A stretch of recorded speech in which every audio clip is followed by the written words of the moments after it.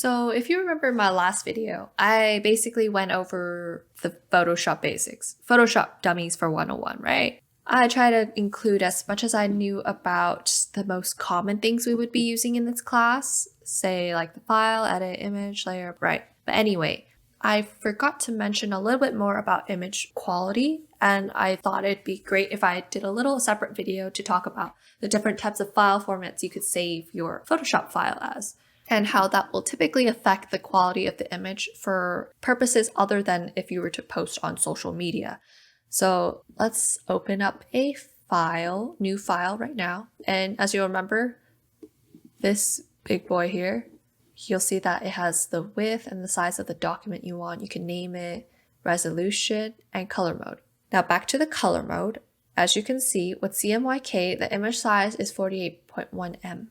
Whereas if you were to do RGB, it drops down to 36. And the reason for this is with RGB color, you're using less color profiles, meaning you're using less types of colors.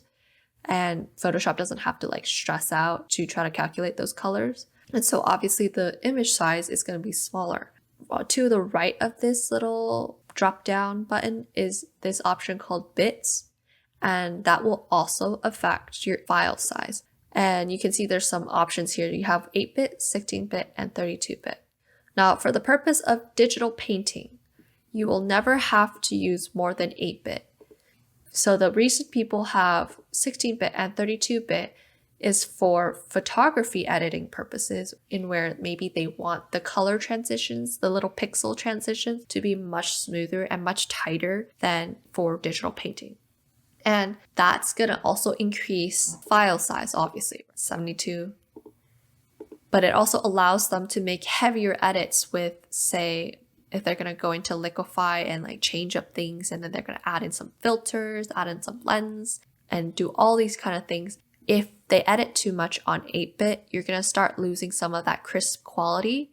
And so that's why they need to go higher in bit. But for digital painting, we never really do such heavy editing work because we're painting by hand. So honestly, 8-bit's going to work for our purposes, right?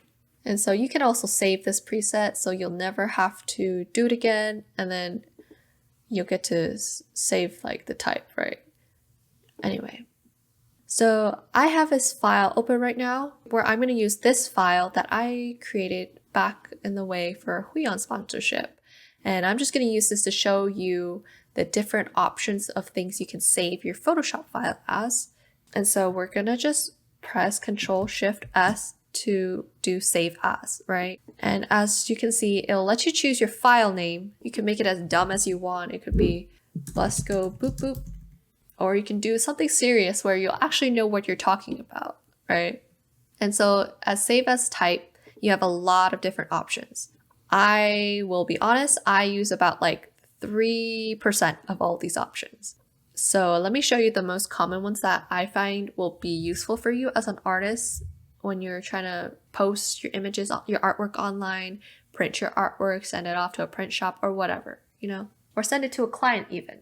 And so the first one is Photoshop file. Obviously, this is a Photoshop file. It allows you to do all the edits, keeps all your layers and adjustments and everything. And it will only open up in Photoshop. It can't open up in any other program just because it's specific to Photoshop. The next file format that I typically use most common is JPEG. And JPEG, as we all know, is like every single image you can see on Google. It's just your typical digital image format. It's relatively small in file size, really easy to send on email. And I think a lot of print shops will accept JPEGs when you're asking it to print, specifically if you're not asking to print in like huge sizes or anything. The other file format that I typically also use is Photoshop PDF. So with Photoshop PDF, you're gonna get this little window here. It's gonna give you all these different options. Don't worry, I typically just deal with these two. And so if you want to be able to go back and edit your stuff in Photoshop after you saved it as like a PDF, then you press this option. But typically, if you're saving it as a PDF, I can't imagine that you're trying to go back and fix things. So I just keep this checked off so your computer doesn't have to like render more things to try to create a file that also includes this option, right? And optimize for fast web preview is always a pretty good option, especially if you just want people to be able to open it up and not have to download it into their computer. And then I don't touch these other options just because I feel like if I mess with it too much, it'll end up doing weird things, right? Permissions, use a password. Like, why do I need a password to open my document? It's not like secret agent stuff, right? So anyway, it'll just save as like a regular PDF file and all that jazz. Now the final one that I typically use, let's do save as. Wheels on the bus go round and round. All right, let's just pretend it's called Wheels on the Bus. And I will talk about PNG. So PNGs are slightly bigger than JPEG because they keep more of the color little pixels, right? So what's the great thing about PNG that differs from JPEG is that it allows you to have transparent background. So let me just turn off these backgrounds. Why do I have so many background things? All right, so it's a clean old background. It's transparent, and you know it's transparent because it has these checkerboards. If it weren't transparent, it would look like this. So this is transparent. So let's pretend we want to save this as a PNG. Beep, beep. Let's just call it that. All right. And it's going to pop up this little window here. Asks you whether you want to compress. And so if you select none / fast, then Photoshop is not going to compress any of these pixels into a smaller file size. So it's obviously going to be fast because it doesn't have to do any work. It's just like, whoo, just immediately send it off. Now, if you choose smallest / slow, the file size will get smaller and it will reduce the amount of pixels here so that your web browser and when you're sending emails, it is able to handle it, right? But that also means Photoshop has to work a little bit. It has to put some elbow grease, so it's obviously going to be a little slow. And so we're going to do some compression because that's typically how you want to save it. And you see right here, this progress bar, it's going to let you know how long it's taking to do a particular action that you told it to do. And so if anytime you don't want to do it, you just press this X button and be like, oh, sorry, psych, I messed up. I did not want to save this. Please stop. And so we're at 94% right here. Okay, I saved you the wait. I basically cut ahead to after that 94% finally loaded. So we're gonna open up my files and you can see right here, we got a PNG, right? And so you can see the background is basically transparent. And so it will allow you to treat this like a vector. So let me show you how you would be able to see that on Photoshop or even add that into Photoshop. So on Photoshop with PNGs, you think it'd be easy to add it in by just doing copy and paste, right? But if you do that, it's going to automatically convert the PNG into a JPEG and you're going to end up with a solid white background. So as such, one of the ways to bypass this is you download that image into your computer and you're going to press right here, place embedded. And we're just going to go scroll, and we found it. And so it's going to place down your image actually as a PNG, right? Let's move it out so you can actually see it. See, it looks like a PNG. And that means you can, if you're afraid to mess up things, you can always save your main top part as a PNG and then plop it back down once you got the background done or whatnot. Or if you wanted to take a character that you've already made in your past work and just plop it down in a different environment and mess around with the color profiles, you can do that, right? Which is the great thing about these things. And so the thing is, you'll see here that there's like this little corner here, and that means you cannot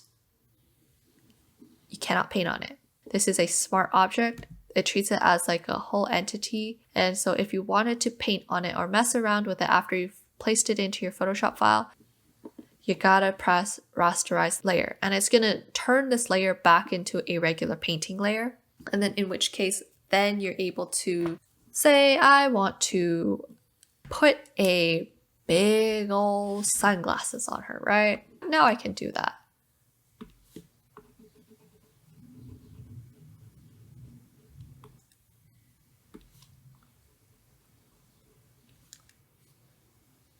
the messiest sunglasses you'll ever see, but hey, that's how you do it. All right. And then final thoughts for image quality, I would just say that there is a slight difference between canvas size and image size. Canvas size, as you can tell, it just refers to the overall canvas size that you have on Photoshop.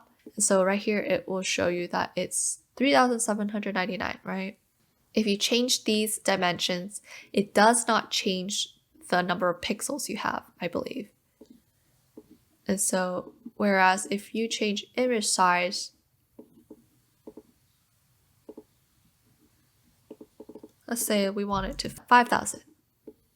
It's gonna increase the size of the actual image, meaning it'll also increase the canvas size, but it's also gonna try to keep this in account. So you're gonna have 300 for each kind of like 300 pixels per inch, right?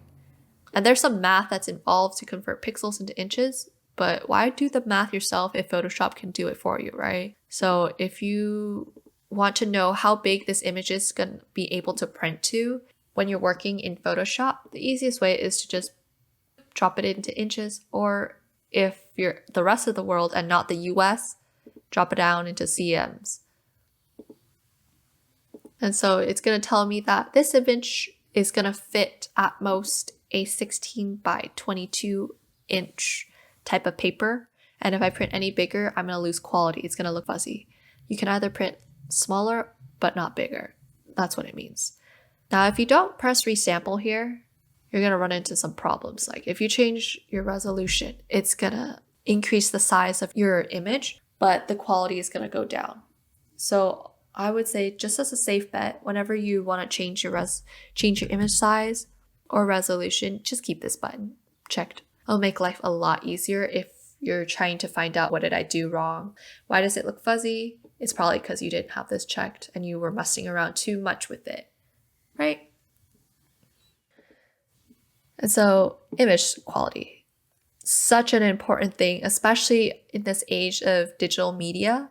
We want to ensure that when we're printing things out, our eyes aren't distracted by how blurry are those pixelations, right? We don't want to see those fuzzy edges, especially if we're trying to create this crisp kind of look, this crisp digital media look. And so it's super important for you to always make sure you're making the considerations to ensure that your DPIs are correct, you're using the right canvas size, you're not working too big, but also not working too small, so your image doesn't look super fuzzy. And so I just hope that was helpful for you for when you want to start posting your work from this class on your own social media. And I want you to be able to post some good work on there, right? I want you to tag me and I want to be able to see it crystal clear as much as possible as Instagram will allow it, because Instagram, it's gotta decrease those file qualities because it just can't handle all those millions of images, right? So let's not give Instagram an even blurrier photo by doing bad pictures for ourselves, and then Instagram degrades that quality also, right? Anyway, I'm just rambling now. Okay, see you in the next video.